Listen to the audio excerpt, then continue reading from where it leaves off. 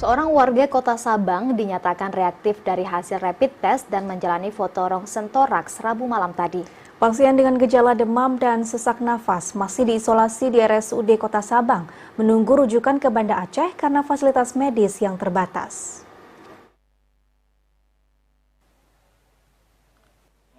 Pasien dengan gejala demam, batuk, dan sesak napas dinyatakan reaktif setelah menjalani rapid test dan juga pemeriksaan foto ronsen toraks di Rumah Sakit Umum Daerah Kota Sabang. Pasien dari Kecamatan Sukakarya SY, 62 tahun tersebut merupakan salah seorang staf di salah satu kantor kecil di Kota Sabang.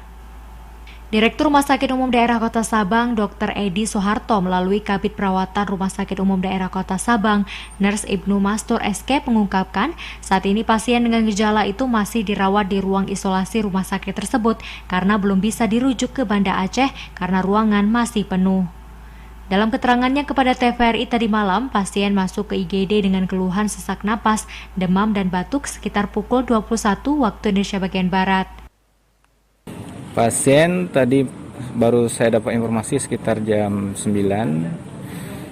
setelah masuk dengan keluhan demam, batuk dan sesak. Karena curiga COVID maka dilakukan pemeriksaan foto ronsen dan dari hasil gambaran foto ronsen tampak kesan kalau memang ciri-cirinya mengarah ke arah COVID. Dan sudah dikonsultasikan juga dengan dokter anestesi yang ada di Banda Aceh. Itu memang kesannya sudah mengarah ke COVID.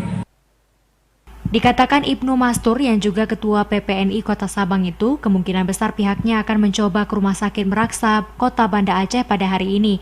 Ia juga menjelaskan ruangan instalasi gawat darurat untuk sementara tidak menerima pasien dan dialihkan ke RSAL J. Lilipori, Kota Sabang. Di samping itu, sekitar 10 tenaga medis di ruangan itu juga menjalani isolasi mandiri. Pantauan TVRI di lokasi pada Kamis dini hari, ruangan X-ray langsung disemprot disinfektan. Sesuai prosedur kesehatan dan rencananya, pagi ini seluruh ruangan IGD juga akan dilakukan penyemprotan. Dalam laporan terakhir tim gugus tugas Aceh, ada 1 penambahan kasus positif di Sabang per 5 Agustus yang berasal dari luar Sabang. Sementara pasien SY asal Sabang masih menunggu hasil swab dari Banda Aceh. Dari Sabang, Mahfud Taher, kontributor TVRI Aceh melaporkan.